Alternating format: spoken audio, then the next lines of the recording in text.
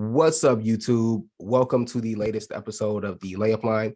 My name is Dolos, and today I've got another guest with me. I've got Cooper Klein. He does draft work. He's also a Houston Rockets fan, so that's particularly why I've got him on today's episode. He does draft work on TikTok. You can find him on podcast, the UpsideSwings. I believe you're also a writer as well for a Rockets contributor site. So I'm actually just gonna let Cooper take the mic on this one and introduce himself, let you know a little bit more about him and the work he does. Yeah, so I first and foremost, I consider myself a co-host of the UpsideSwings Draft Podcast. Mm-hmm. We do some of the most in-depth draft work out there, if I do say so myself. I don't want to toot my own horn too much, but we take a lot of pride in the depth that we go to. I run the TikTok for them. Hasn't been as busting as I wanted it to be, but just with all the draft work. But that'll be back soon. And then I write for at HTX Chop Shop, which is just a little community Rockets thing. We're trying to get some real, by the fans, for the fans type stuff going over there. So that's been a ton of fun. And yeah, like you said, I got into the draft because I'm a Rockets fan, and we started sucking, so had to had to become a fan real quick. Yeah, and I want to say, when Zay actually recommended reaching out to you to do this episode, one of the things I went and did was I went and followed on TikTok because I went and saw some of the videos, and I really like that draft analysis. You get kind of a short cut clip. You provide film, so you're also getting podcast snippets, it sounds like, combined with that film element. And I think that's something that's really helpful in getting to learn more about these prospects. So first things first, if you're watching this, you're listening to this, go ahead and check out the TikTok as well, and go follow and support on that. To dive into the conversation we're going to have, we're obviously talking about the Houston Rockets and their position third overall in this upcoming draft. Before we get into the draft stuff, I do want to contextualize the current roster Houston has and, the players that are going to be added to this third overall pick. And the Rockets' transition into being a rebuilding team was, somewhat unexpected. They went from, being a perennial playoff and title contender with James Harden to suddenly James Harden does not want to be a Houston Rocket anymore, and we're in the middle of a rebuild. So I just kind of want to get your thoughts as a Rockets fan on what that sudden change of direction was like, because as an outsider, I am very curious the perception of James Harden now within the Rockets fan base.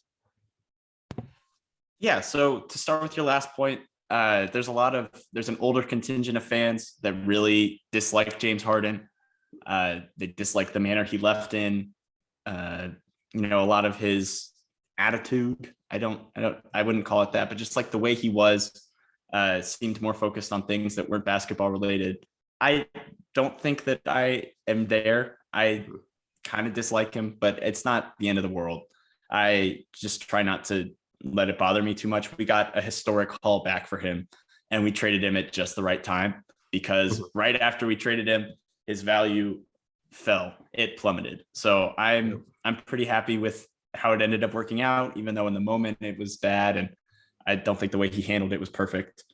But going from title contender to the bottom of the league twice in a row is obviously a rude awakening, especially because a lot of younger Rockets fans, grew up and, as they became fans, we were only ever good. We were never even we were mid for one season. And that was the last Dwight Howard year. But then other than that, we were pretty solidly good, especially for the last 5-6 years. And then after the 2019 playoffs, Chris Paul underperformed, and it felt like the entire world was just talking about how washed he is and all this stuff. And I still believed in him. I was overly optimistic at the time, but I did still believe in him. And then they shipped him off to OKC along with 4 picks for Russ, which was kind of the beginning of the end. Made a few moves after that and got into small ball, added Robert Covington, and then fell apart in the bubble playoffs because Russ got COVID and because Daniel House just ruined everything. That was one of that Lakers series was one of the worst series I've watched in forever, because we didn't even get beat by LeBron and AD. It was Rajon Rondo, the worst Morris brother, and Talen Horton Tucker, who kicked the crap out of us. It was it was really bad. But I mean, I have enjoyed it because I don't mind us being bad, because it means that we get draft picks, and I enjoy the draft. Young players. I just wish that we played the young guys more. I wish that we actually got to be like a truly bad team, instead of it feels like trying to be good, but actually just still being bad by playing the vets.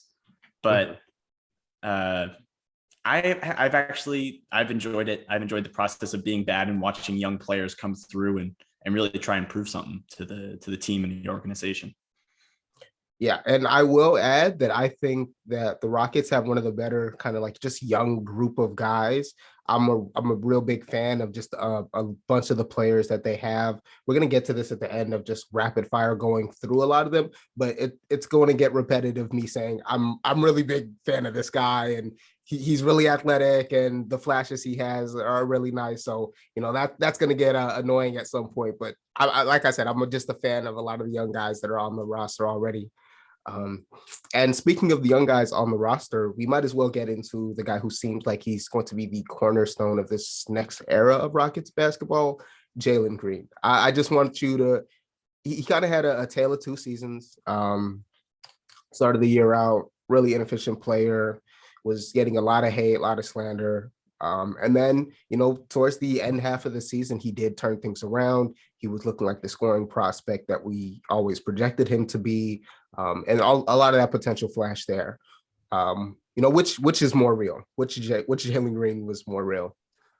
Well, I'm gonna say the second half. I think maybe that's recency bias. Maybe that's about 400 other kinds of bias. But I think that the first half of the year, Jalen was adjusting to the NBA, right? It's because even from the G League has like way worse big play, because every single solid big that's in the G League, or every single that goes to the G League, ends up coming up to the NBA. All the good rim protectors that would be, maybe they're G League level players, but because they're so good at rim protection, they're in the NBA, right? There just aren't elite rim protectors like that at the G League level. And though Jalen kind of showed off against the guard defenders, which I think were NBA level in the G League, just adjusting to the size of the front court positions and the just defensive ability of those front court players took a while. And it didn't really help that he played on probably the most clogged team in the league for the first about 20 or so games, a team that started three bigs, Christian Wood, Daniel Tyson, Jayshawn Tate, who's 6'4", but a big. He plays like a big. So like two of those guys can't shoot. Christian Wood doesn't understand what a spot up is. He just knows what off the dribble is. But I think Jalen sort of overcame the awful spacing, the trying to figure stuff out. And then he got hurt in was it January or December? And then was out for like a month and a half, something like that. Comes back, takes a little bit to play his way back into things. But I think you can see him like game by game over that period to where he starts like dropping 30-point games and stuff like that. You could see him grow and figure out, oh, this is what I can do against most NBA bigs. Whereas at the beginning of the year, he's trying to muscle through. He's trying to like go over guys, which just isn't going to work. He's skinny. Like as good of an athlete as he is, he's not Anthony Edwards. He's not built like that. So he was figuring out what angles he can get to against bigs. He was, experimenting with the studio space as a driver. And I think that figuring that out sort of unlocked the rest of his game, where at the beginning of the year, it was just, how good of a game I have depends on whether my pull-up threes go in or not. And I think that he was figuring out how to balance the driving game with the shooting and even some pick and roll passing. as the year went on. I think that it was just really, really great to see. I don't know exactly what I expect him to do next year, but I just want to see him continue to grow as a driver and a pick and roll passer, because he's got all the talent in the world as a shooter, as a scorer. And that first step is just top tier. So I'd love to see him just be able to utilize and sort of have all of his game work together instead of just being a bunch of parts that he's kind of working with. I'd love to see him just like leverage the shot more to open up driving lanes instead of just, oh, I can get to my shot, let me shoot it. I'd like to see just more advancements in that kind of area, and I think he'll show it. But year one gave me a lot of hope for that. Yeah, as a Lakers fan, Jalen Green had just about all his best games against us. So I saw a lot of that. The pull-up shooting is going to be such a swing skill thing for him as well, because when that thing is falling, it's just like, what do you do with him? Because you can't crowd him too much. You can't give him too much space. It's just a nightmare to deal with. Speaking of, that backcourt, really, let's get to his partner in crime in Kevin Porter Jr. I think his arc has been extremely fascinating as an NBA player, just falling in the draft because of off-court concerns or, quote unquote. And then his time with Cleveland and the way that ended, and getting to Houston.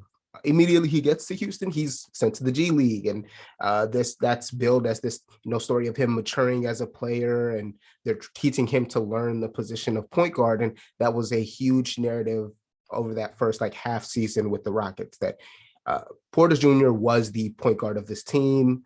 It became this kind of thing comparing him to Harden as well. There were a lot of kind of clips and narratives on the timeline about that Porter Jr. was the next Harden. The step back was getting matched up in clips and stuff. So year two was a bit of a drop off, especially to start the year. I think the point guard play for him was uneven. The turnovers were still high, and that's expected for someone who's transitioning to that position. So just a year and a half into this, I'm curious what your thoughts are of Porter Jr. at the point guard position, or is that still a position of need that the Rockets might want to look into addressing in this draft or in free agency? So I would say that Kevin Porter Jr. is probably, for the 22-23 season, I think he's their best bet at a point guard. I think for all his flaws and for a lot of the missed reads and slow decision making that people will point to, he's probably the second or third best passer on the roster, and the only one who can actually dribble that is also a passer. He creates a lot of separation. He just has all the natural talent in the world. And you're trying to, the idea behind him at point guard is he can do all the difficult stuff. You just need to teach him to do the hard stuff to be an effective point guard. He's an elite kick out passer. And he's a pretty solid ball mover as well, which I think is a lot of what they're seeing. He just isn't the best lob passer or big man hitter in a lot of ways. He would really thrive with someone who's more of a short roll passer, kind of like a Draymond. He was really able to thrive with Anthony Lamb in that role in the G League, though, like I talked about, the big man play isn't as good there. But having somebody who can do a little bit of the work for you as a passer, I think really helped Kevin. And Christian Wood is not that. He is the furthest thing from a short roll passer. He's literally just a vertical threat who can't get into the paint, which I think limits a lot of what he's able to do. The turnovers dropped drastically as the season went by, which I think was really just what I was looking to see. The game was slowing down for him. He wasn't throwing as many errant passes. He wasn't losing his dribble as much. I think that the paths forward for him, as much as the numbers looked worse this year, I think as the year went on, he sort of was actually able to figure out the position.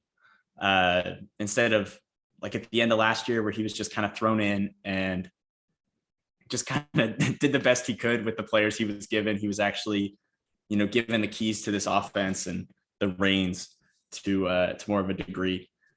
and he grew it and got better at that. And I just don't think that in this draft or free agency, I don't think that there is anybody the Rockets could go after that would be like good enough next year or have a good enough, like a high enough ceiling as a point guard to be worth the investment that you could just put into KPJ.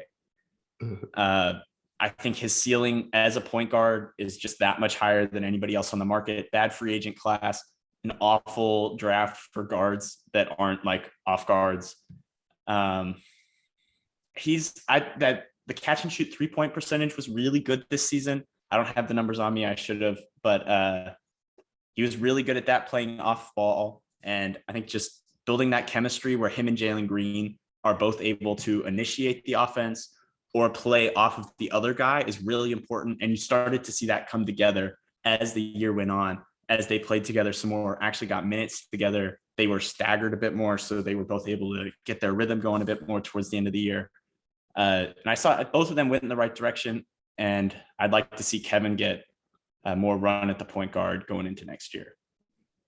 Okay. I mean, I'm glad that you even made the point of there isn't a guy in the draft that you would take at the position, because, you know, there is someone looming that we'll get into. So that's perfect time to transition into talking about the third overall pick and what to do. Consensus kind of has Houston just taking whoever gets left out of that big three: Chet Holmgren, Jabari Smith Jr., Paolo Banchero. For a lot of people, it may end up being Paolo. So I just want to first ask, who do you want most to fall? In my ideal world, Chet falling is kind of my ideal, but I don't think that that'll happen.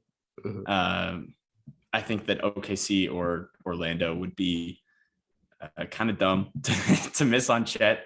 It's just kind of clear that he's generational as a rim protector and has potential enough in other areas that it's worth the swing. I think the most realistic guy to fall, it's looked like, would be Paolo, and I would also be super happy with that. I have Chet and Paolo in their own tier as 1 and 2, just the best two players in the draft. And I would not complain if we ended up at 3 and got one of the 2 best guys in the draft. That would just be like either one of those.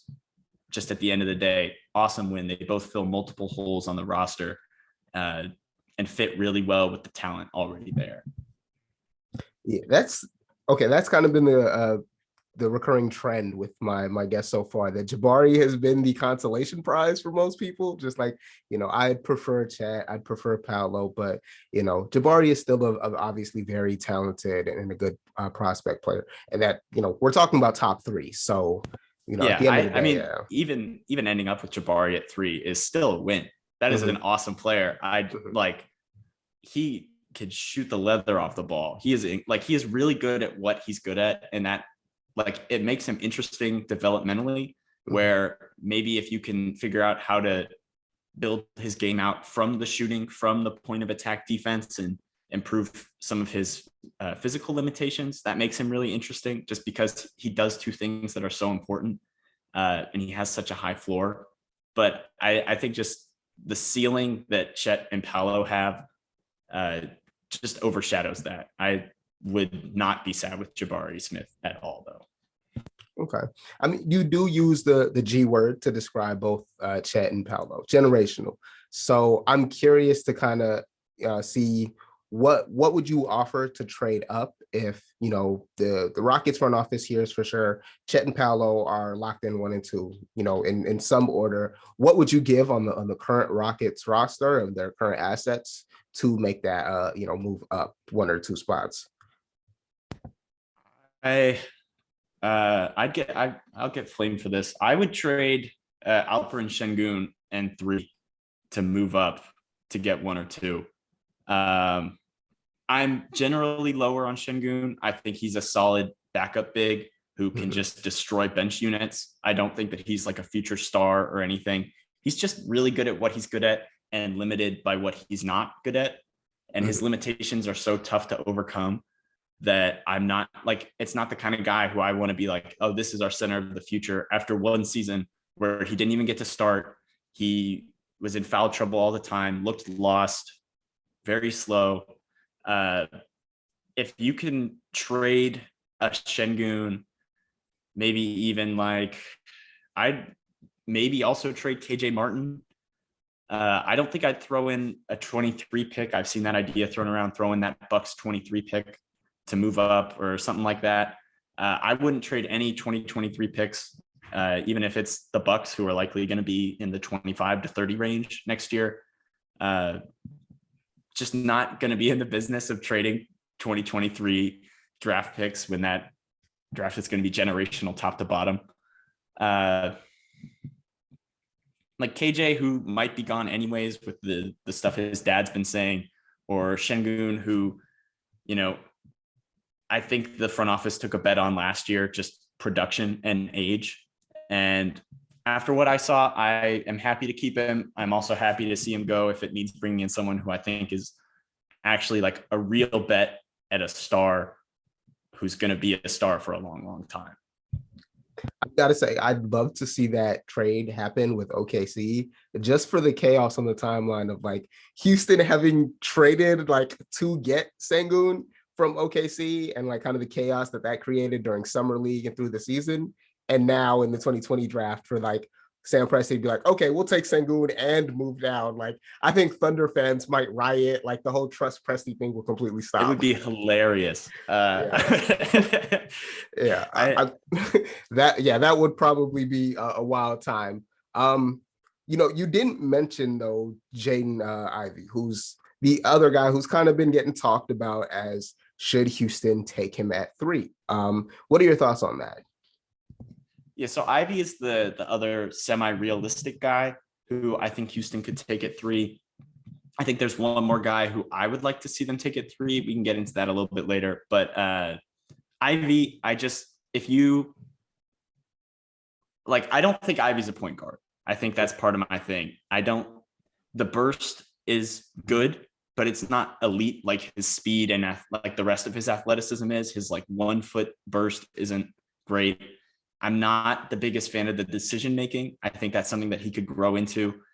But I just with if you're only looking at the core as Jalen Green, who I think is the only person who should be cemented into any thought of team building and fit. The rest of the roster you can kind of take into account, but you should really only be accounting for Jalen Green.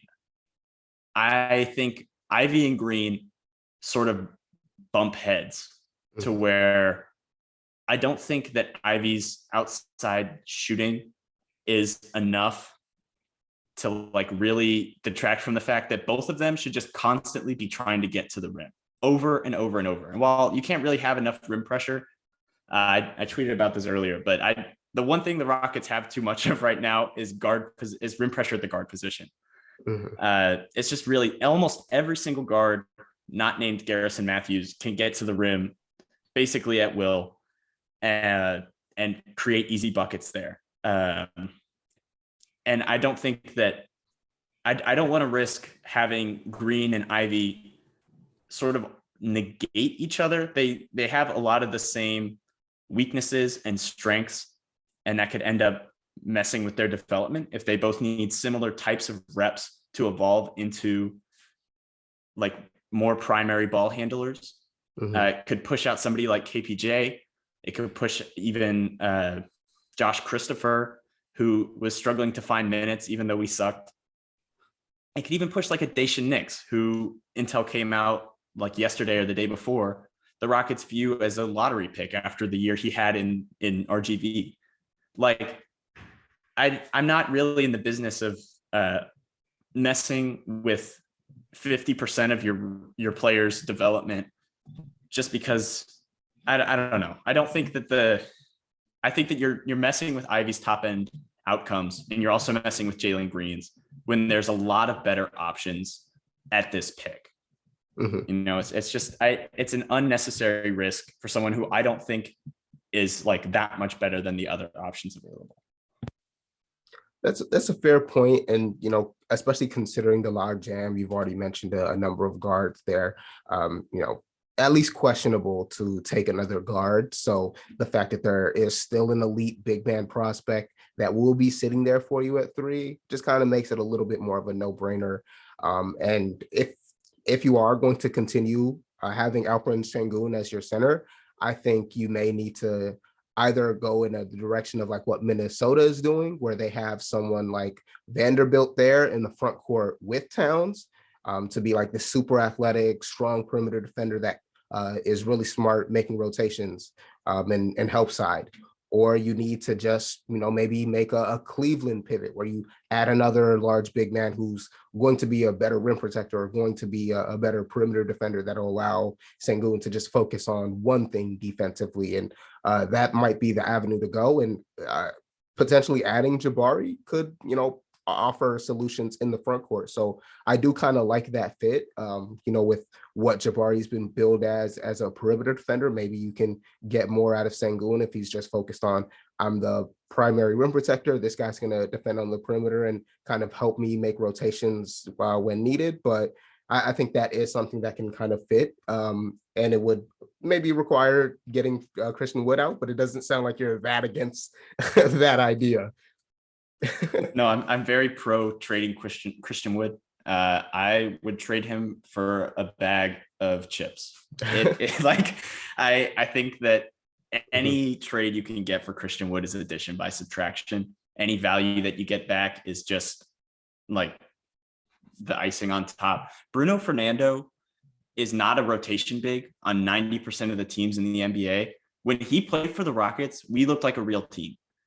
That's ridiculous. Usman Garuba has butterfingers. He cannot catch the ball sometimes. I love Usman, but like the ball just falls out of his hands sometimes for no reason. When he was on the floor, the team looked so much more cohesive than when Wood stepped on the floor. Every single defensive rebound he gets, he's running it up the floor and chucking from 28 feet. It's the exact same thing over and over again. His intensity is awful. He cannot defend. People kind of point to when he's engaged, he can defend, but then also the excuse that we're a bad team. So why would he be engaged? That guy's 26. If you are having trouble being engaged in an NBA game and you are a 26-year-old man, what are you doing? You have struggled to get into the league in the first place. And this is how you're going to act when a team like makes you their star player. He was the star player for the last 2 years. And he just doesn't try at all. It's awful because he's probably the second most talented player on the team right now behind Jalen Green. KPJ and Jalen are all so talented. Wood just doesn't try. And it just makes it so hard to want him on a team that obviously views him so highly because of that talent. He just does not put in the effort to really justify being a starting center. I think he's closer to a Bobby Portis type on a good team than he is to a starting center on any team in the league, because he just refuses to guard bigs, doesn't understand schemes. He was the entire reason why they had a complex defensive scheme to start the year. They took Tice out of that scheme and then had Wood run the 5, because then the offense finally made sense. They tried for about 5-6 games to run a real defense, and every single time down the floor, Wood would mess up and they would get a free lane to the rim. Then they had to institute switching, because a simple soft switch, basically anytime anybody gets a screen. And I would rather start Usman Garuba. I would rather start a rookie who is an elite, at least has an elite skill and makes the team look cool. They make them cohesive, than try and take, more swings on somebody who's maybe more talented, but just doesn't have the effort. Yeah, I see where you're coming from. And if you're willing to, trade him for a bag of chips, I know a team that would be willing to give you Talen Horton-Tucker, the Rockets killer. Let's go. THT okay. for Wood right now. I've proposed that in multiple group chats. So I'm very in. I'm completely down. Pivoting a little bit back to the draft stuff. I'm actually curious who the other guy that you think is, maybe dark horse contender for that third pick. I might have a clue of who it is, but I just want to know for sure who in your mind is that dark horse that Houston should really be looking into and investigating. So if I wanted to lean into the running joke that I have, I'd say Tari Eason, but I'm not going to do that. I would get even more hate than I already do. I think AJ Griffin is the guy who I would love to see us take at 3 if Chet and Paolo are gone. I think he slides into that forward spot at the 3 just so perfectly, provides the shooting that the Rockets have so desperately needed, solid team defense, as well as upside to really be that star. You know, if I don't have medical info, I really wish I did, but I all that I know is that it's not as bad as Michael Porter Jr.'s injury stuff. That's all I can tell you. That's all the intel I have. But if AJ can get that athleticism back, even, you know, to a fine degree, like 85% of where he was in high school, that guy can be a star. The off the dribble shooting flashes, despite being so limited, especially early in the year, he was hitting off the dribble jumpers, despite being like at 55-60% of his like normal mobility. You saw him as the strength came back, as the mobility kind of came back, the athleticism came back. You could see him get better and start to figure, like, almost recalibrate to his body. He had almost forgotten how to play in. Like, the defense is overstated with how bad it is. I think that people kind of expect him to be a 2 because he's like 6'6", 6'7". And I disagree. I think he's closer to a 3 or even like a small ball 4. And the idea of him guarding threes with that outlier strength and his giant boulder shoulders, you know, it's a lot more appealing than being blown by at the guard spot by tiny college guards. I think he's just perfect now and later, perfect mix of floor and upside. I have him at 3 on my board on a tier of his own, and I would love to see him on the Rockets. You know, that kind of caught me off guard, but maybe it shouldn't, because Zay said the same exact thing where he was like, you know, I might be willing to take AJ Griffin top 3. So yeah, Zay is Zay and I have some similar opinions. So yeah, I mean, the guy I thought you were going to say is you know, Shaedon Sharpe, who has been this complete mystery to me. I had to like look into him because I was absolutely confused as why he didn't play at Kentucky. Like I said, I'm not a college basketball watcher. So, you know, I'm like, oh, you know, this kid who everyone's saying is, you know, potentially the next Paul George, has all this upside. Like, there's no college film on him. And so I'm guessing like the last time we've seen him play is like high school stuff. And it's not completely unusual to see a guy get drafted like really high in the draft without having played in college. James Wiseman was obviously selected recently in the top 3 and played like 2 games. You know, other notable mentions, I think Kyrie Irving essentially like barely played at all in college. So like we've seen guys go at the top of the draft, but I was hoping you'd have him as a potential answer, because I'd love to hear more about him and what he potentially offers a team.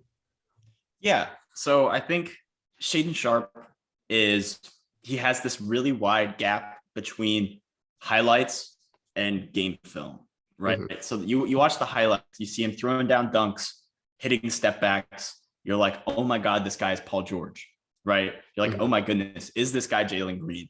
And then you watch him during a game and he can't generate those at the rim attempts off the dribble. And like, you go back and watch guys like Jalen Green, who in high school basically got to the rim whenever he wanted. He could get around double teams with his burst, with his handle, with everything. Like he's a patently, in over the last 2 years, he's been a bad ball handler for his position. And in high school, he got to the rim whenever he wanted. He could turn the corner on bigs at will. It's incredible. Shaedon Sharpe is not there. It just, like, he can jump, and he is an incredible jumper. Like, you see him go off 2 feet, he is flying. It's not even like, it doesn't look like it's humanly possible. But the rest of the athleticism is just so far behind that, that I think he's an incredible shooter. He is like one of the best at taking off the dribble jumpers for his age. But I think a lot of that is out of necessity. You know, I just wish he generated easier shots in the half court with the ball in his hands. I think he's a really solid cutter when he decides to cut. Because of that athleticism, he can catch lobs, you know, backdoor cutting. He can get those passes from bigs from the top of the key where they do a fake handoff and then they throw the backdoor pass. Yep. I think he can execute a lot of plays like that, but he's closer to like an off-ball shooter who you can like throw the ball to in an emergency to create like a fadeaway jumper than he is to like Jalen Green, even like an Ivy automatic rim pressure with a screen. Even with a screen, he struggles to create space, but he's just so skilled that it doesn't matter as a shooter. I think the shooting is awesome. He's just so far behind in other areas that I don't think I'd take him top 3. I think the mid to late lotto is perfect for him, but like teams expecting him to come in and be like, he didn't play at Kentucky because that would have negatively impacted his draft stock, because he's not like Jalen Green, who would, like he looked closer to like a Ty Washington than he would some of the top guys. And that probably would have made his stock worse. Okay, so I think we pretty much wrapped on guys that could potentially be that 3rd overall pick, but the Rockets do have another, first round pick this year. So I do want to kind of speculate on the guys that could go 17th. 17th is a lot more of a swing spot. And so like in my preparation for this episode, like I had to look into just such a wide range of guys, because someone that might be 17th on one guy's big board is like 29th on another guy. So this part is, really subjective. But I'm just curious who your thoughts of who could be 17th, who's the best at 17th. I'm sure from just peeking around your content that the answer may be Tari Eason, but I'll let you go ahead and give the answer anyway. Yeah. So the guy that I would want who might actually be there is Tari Eason. Everybody who knows anything about any work that I've done this cycle is completely unsurprised. I think Atari is probably a perfect fit on 95% of NBA teams. Just elite defenders like that who have upside to shoot the ball, to pass the ball, be an awesome play finisher. He's a mega athlete, has block and steal percent numbers only matched by Robert Covington and Matisse Thybulle as like NBA guys, as prospects. Just absolutely nuts stuff. 6'8", 7'2" wingspan, massive hands. Played in a really weird system that I think makes the evaluation process weird. But I think it's just so clear that the instincts, the IQ, the physicals, all of it checks out, even if he's a little bit older. He's also like one of the, I think he's, if not then tied for the hardest worker in the draft class. He's going to come into the NBA and work as hard as anybody. His growth over the last few seasons has just been insane. You go back 2 years and he looks like a completely different player than what he is now. Just, it's really, really crazy stuff. Somebody else who I would love that I know a lot of other fans aren't as big on is Kendall Brown. I think Kendall Brown could slide down to 17. I think that he is kind of similar-ish, but that to me, Kendall Brown is the bet on outlier development here, because he has a baseline where he's going to be able to play because he's the second best athlete in the class behind Jaden Ivey. He's 6'7", 6'8", can float in the air, and just an elite cutter finisher, has a little bit of dribbling to his game, can maybe run some secondary pick and roll, and is an elite kick out passer. So he has that floor as a closeout attacker who, can really put strain on teams at the rim, be a terror in transition. But then he's also, he's young, one of the youngest players in the class, super high IQ. And I think that he has like a baseline of handle where I'm semi-comfortable betting that it could maybe develop. I mean, that's kind of the thing with outlier guys, like outlier development guys, is you're betting on the maybe. And I think Kendall Brown is my bet to be just an elite player. I think his floor is a little bit higher than people think. Just because he can't shoot doesn't mean he doesn't have a floor. I think Marjon Beauchamp would be an awesome get at 17. Really great defender at 6'7", long arms, can block shots, pick pockets, makes solid rotations, just doesn't mess up a whole lot on that end, and is one of the best finishers at his size in the draft class. And he does it in a whole bunch of ways. He has this little weird close shot that he'll get into where he'll get like 3 feet from the rim and then take a jumper, something you don't really see, but it goes in at a high rate. He has a floater. He has like layups. He can dunk the ball. He has the whole package as a finisher. I think the shot's better than the numbers say because the touch is so good. I have a few more guys. If you want me to get into them, I can go real quick if you want. Yeah, I was going to ask for like the top 3 of who you think potentially would be best there. Yeah, I think that would be my top 3. I think the one other name who could maybe crack that is a Bryce McGowan's, just 6'7" elite scorer. I think the potential is just pretty crazy because he has a bunch of easy fixes that you buff up his core strength, you buff him up a little bit, teach him some pick and roll passes. I think 2 of the easier things to do for development reasons. I think he has the potential to just be an awesome scorer in the league. And at 17, if you get that guy, even if he's not a perfect fit, you trade him and get a star that does fit. I think he just he's just an interesting wing scoring bet who could really revolutionize the offense next year.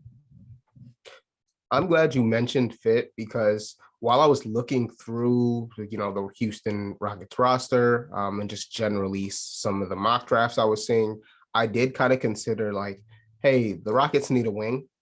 So who are some of these wings that are being mocked up high? But then I also considered the fact that of where Houston is in their rebuild, it's talent acquisition. You should be looking for best player available, even at 17.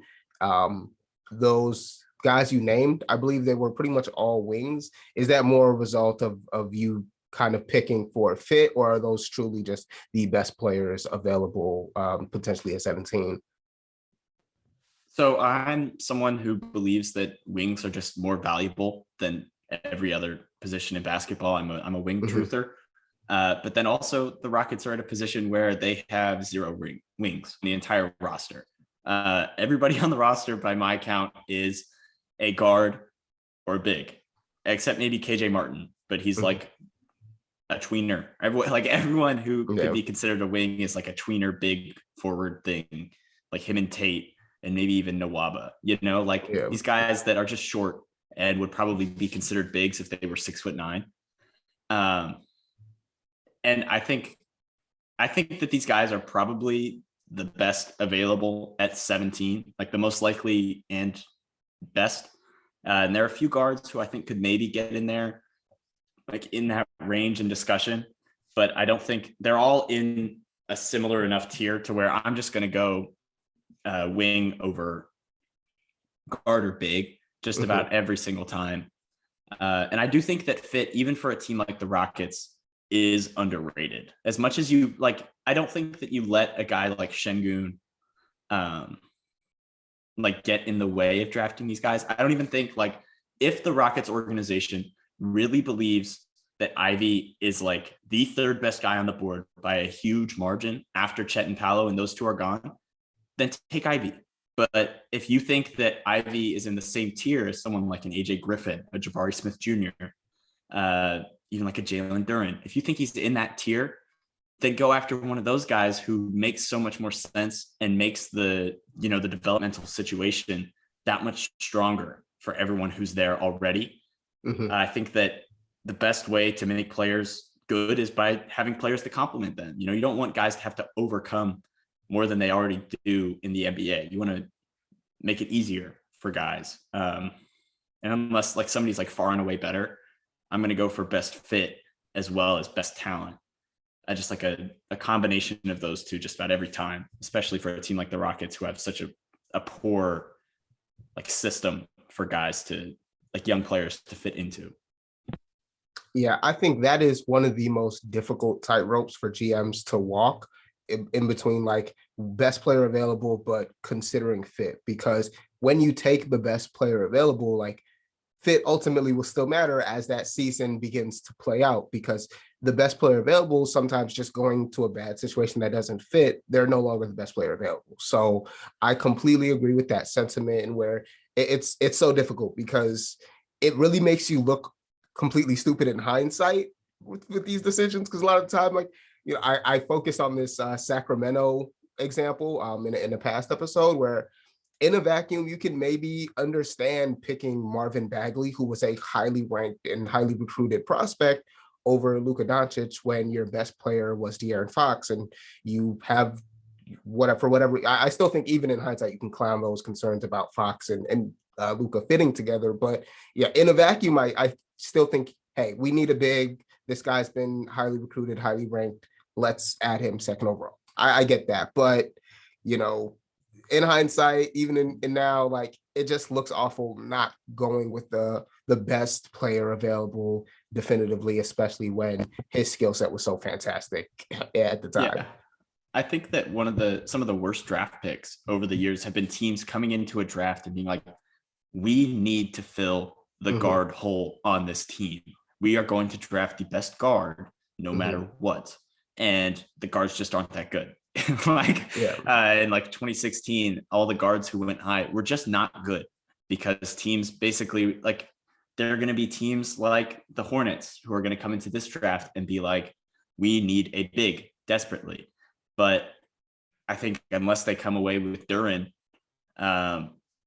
somehow, like I don't think Mark Williams is like in the same tier as some of the guys who maybe fill a different hole. Or one, like I think you can fill the big hole via trade with the assets they have, or in free agency.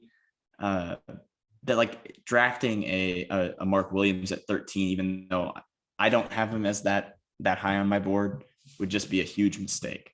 I think there's like if they came away with Duren, if they traded up with, I'm getting off topic here, but it's like just going into a draft and being like, this is what we are going to do instead of trying to work through that and be like, this is the mixture of fit, best player available, and just trying to, you can fill fit in other ways as well. Like you just got to really try to take a step back. And like you said, it's just a super tough tightrope to walk. Yeah, there's a lot of nuance. And I just want to say that again, as we really approach the draft, for fans to be a little bit patient with these decisions, because, sometimes we see a draft decision. It's like, okay, what were they thinking? But, they do make these decisions with a couple years of planning.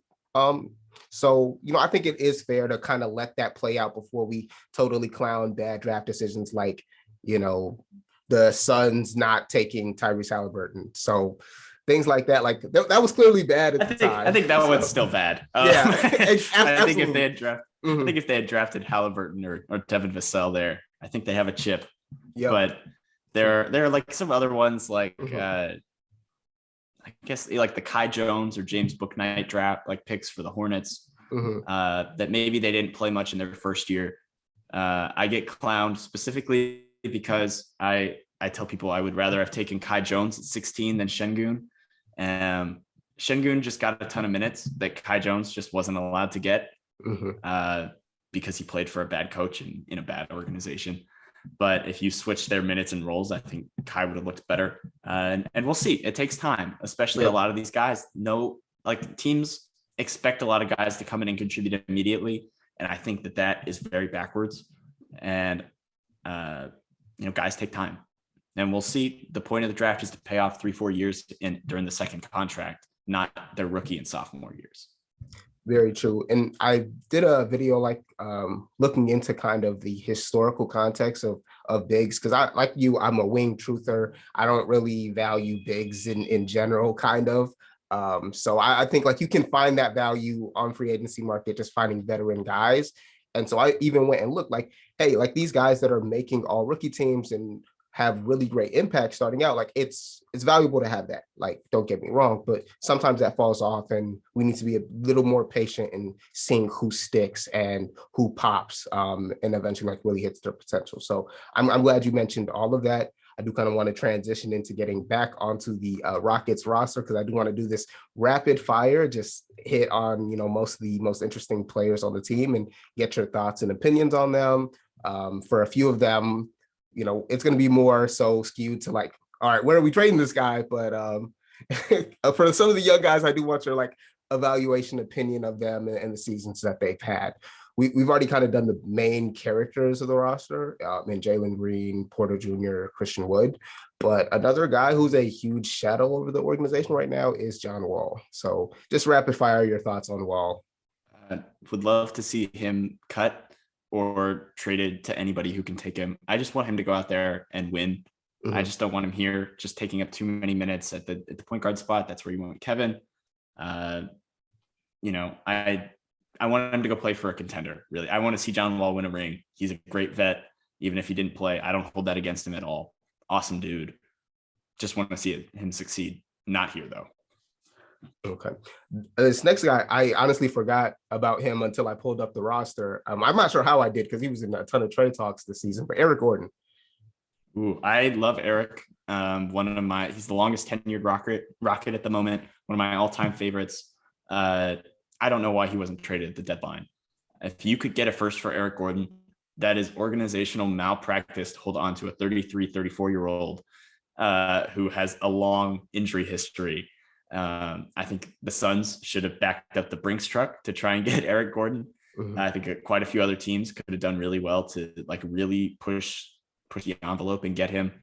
And I do not want him back at the start of next season because him starting at the 3 and taking up those minutes that should probably go to somebody even like a Trevelyan Queen or a KJ Martin, just backwards, asinine, hundreds of other negative words that I could pull out.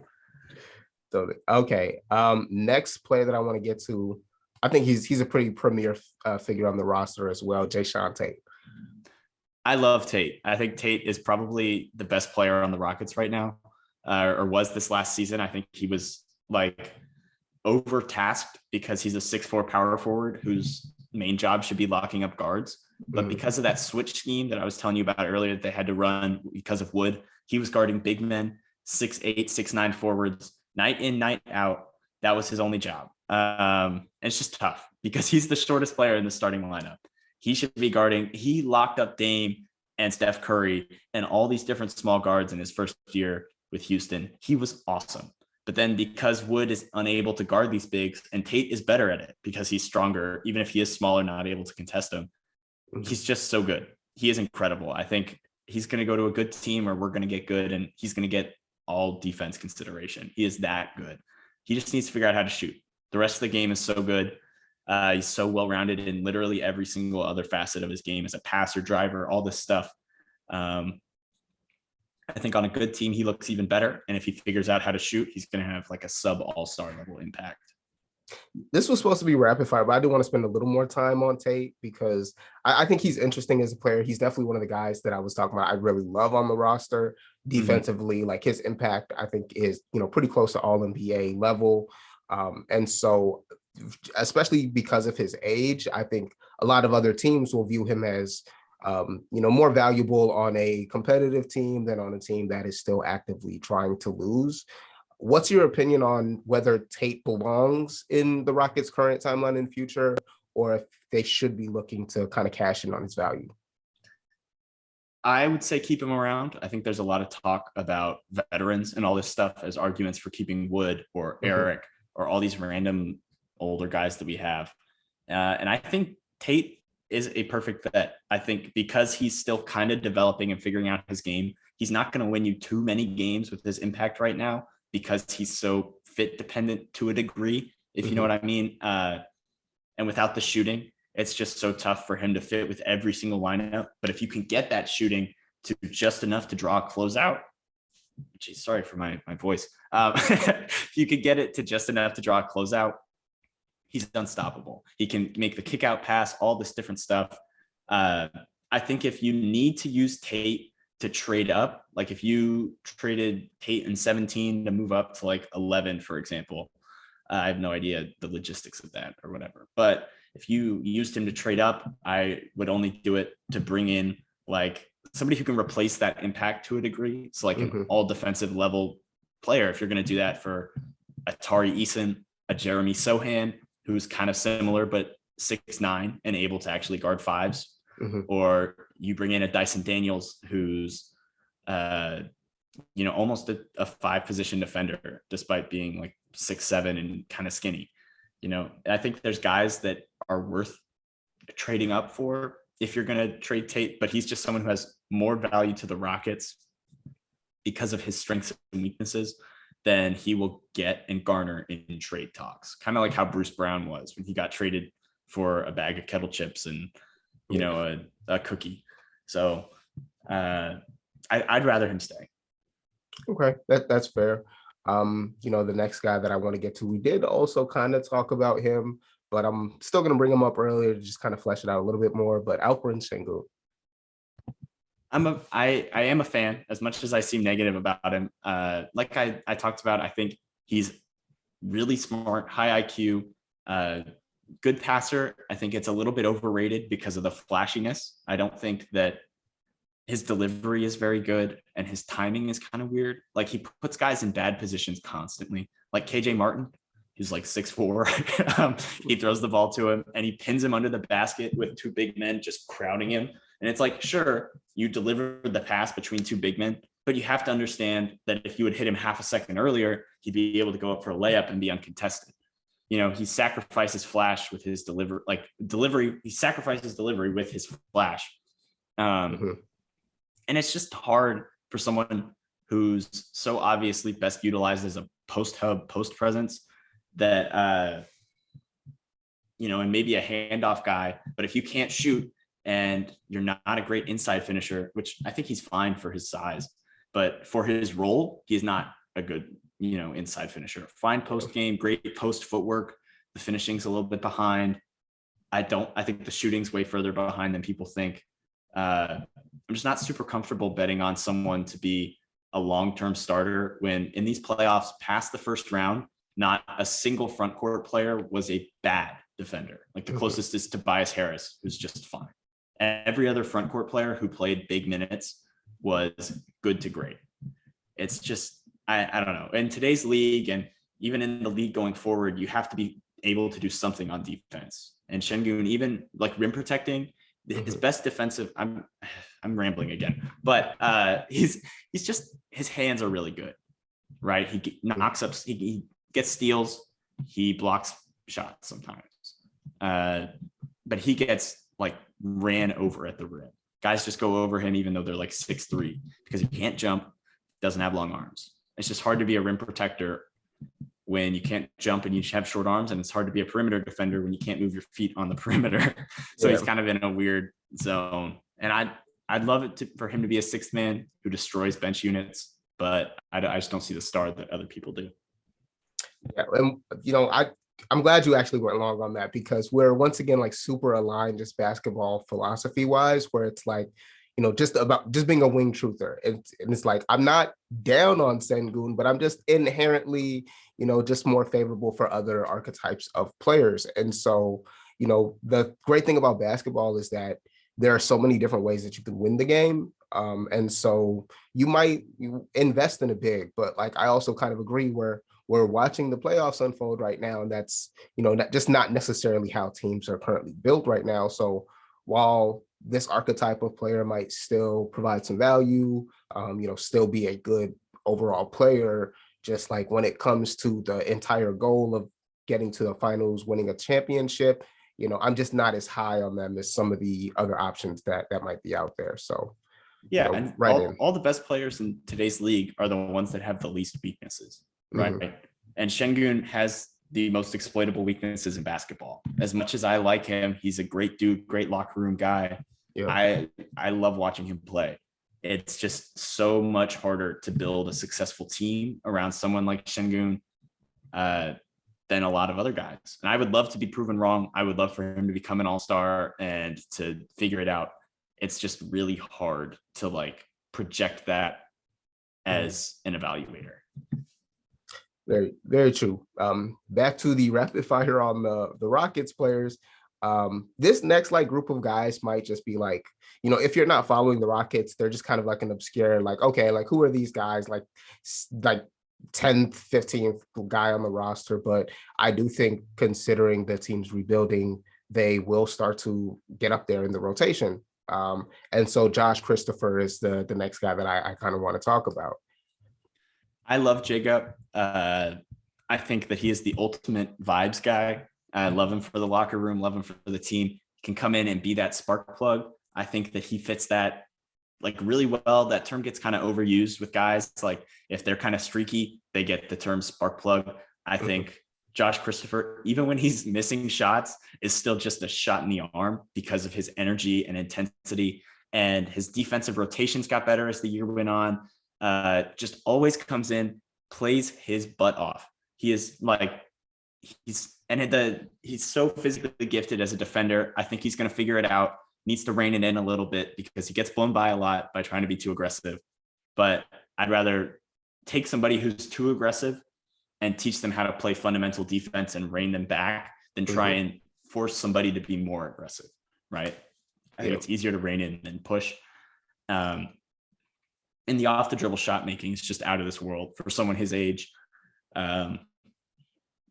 Just an awesome prospect, can really shoot, hopefully be that, 6th, 7th man type as the team goes forward and, play the one of the two, maybe even the three, because he's so strong. Just an awesome player. Yeah. Another one of those guys that love on this team. This next guy, like I want your perspective on this because, in my head, maybe this is just like the few games I watched, he was completely killing and he's a bucket. And like, I think he even killed the Lakers, but Armani Brooks, like every time I turn on the Rockets game, this guy's getting buckets. So man, he's currently on the Raptors. Oh, was he moved? He got cut. Yeah. He got cut halfway through the year. Wow. For Garrison Matthews because he was missing buckets. But I think Armani is better than Garrison Matthews. I'll tie him in because they're kind of the same player. But Armani can actually dribble. Garrison Matthews cannot dribble and doesn't generate any rim pressure. Garrison Matthews, he plays basketball like a white guy, draws charges. That's the best way I can put it. Armani I think his IQ, his ability to run pick and rolls, secondary pick and rolls, get to the rim. I wish he was back because I always thought cutting him was stupid, but he belongs in Houston. He was great when he was here. Awesome player. Yeah. And I think this perfectly illustrates the point of like why I bring on guests who follow teams, because like if you're not following the Houston Rockets, you're probably missing the watch bomb about them cutting Armani Brooks. So, if you're not in the weeds for that team, like just looking up on their basketball reference pages is not enough work. And Garrison Matthews, like flame torch. I'm honestly, I was so sad. Like the Lakers couldn't acquire him. I know he was a free agent with Washington, so there was no way he could have just been included in that deal. But I had my fingers crossed that he would have ended up on our roster somehow because, good Lord, did we need shooting. He would be awesome on a contender as a bench shooter, but he was given absolute freedom to do whatever the hell he wanted. And it's so frustrating because he thinks that he's the point guard and he thinks that he's Bradley Beal. And it's like, man, you are not him. You are not him. Yeah, very, very true. A few other guys I want to get into. Kenyon Martin Jr., another guy I'm a huge fan of, like explosive athlete, some of the dunks that he's had already. And so like just a fan of his game. Yeah, he's awesome. I wish he was starting. Should have been the starting four to end the year. I love Tate. But with the way the roster is constructed, I think he makes more sense with the bench unit as almost a bench point guard. I think KJ makes more sense especially if you're playing Wood, because he has that verticality where he can actually protect the rim. I think if you move Wood and got like a Paolo Banchero or a Chet, I think Tate makes more sense. But I think just with the way the roster is constructed, KJ should be starting at the 3 or the 4. I would prefer to see KJ and Tate start.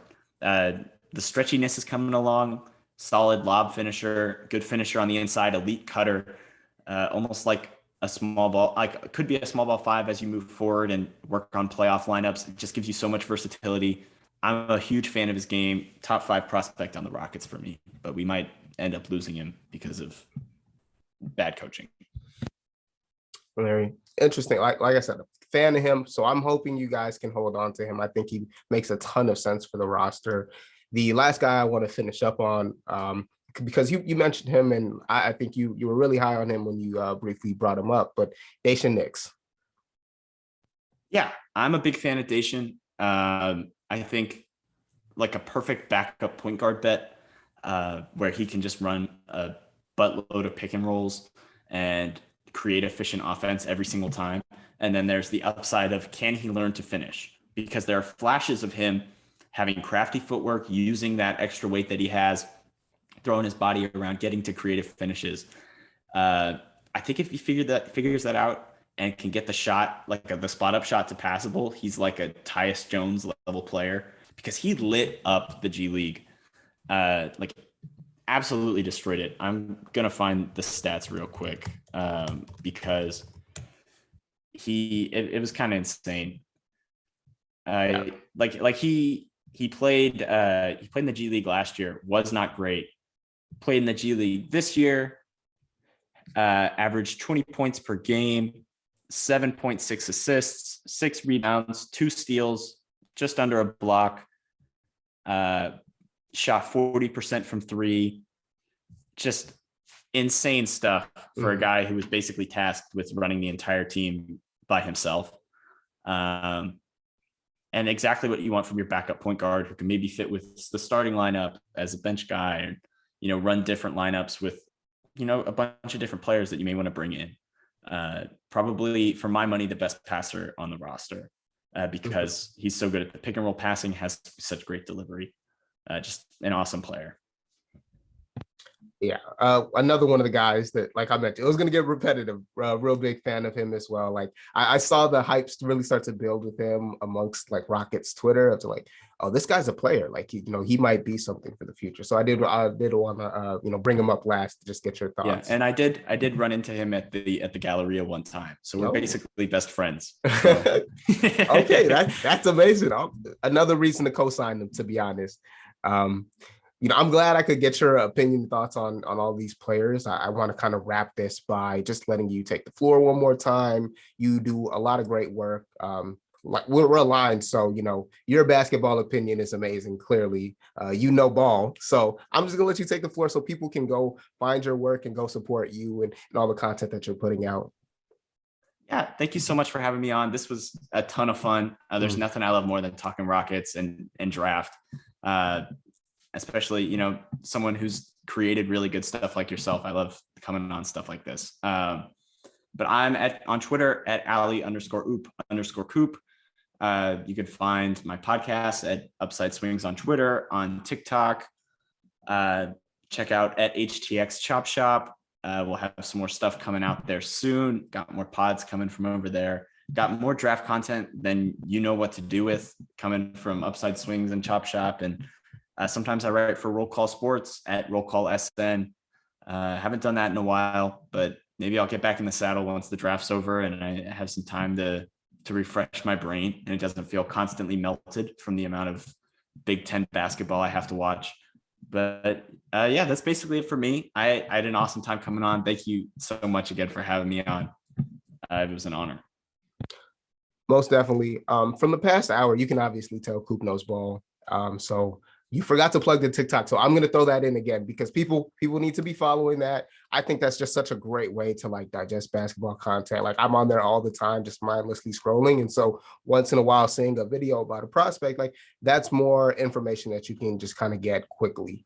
Yeah. And that's the idea. Is it just is the easiest way to get like a breakdown of them kind of like you see them. I pick out plays that I think best capture what they do on a play-by-play basis. I really curate that. And that's why I haven't made them in a while because I've just wiped and they take so long to make and I just don't have the time for it.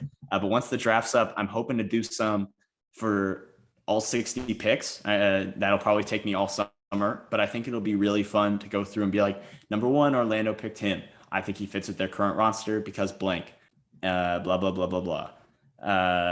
And just have that clips going. I think it'll be really cool. Yeah, come tag along for the ride at Upside Swings on TikTok. Most definitely. Like I said, I really think it's important that everyone that's watching this and listening go support Coop for the great work that he does. If you're still listening and watching, make sure to like, comment, subscribe on this video, because those things are what boost the YouTube algorithm to, remind YouTube that I exist on this platform. So, I really appreciate you doing that kind of stuff. Thank you for listening, and enjoy the rest of your day.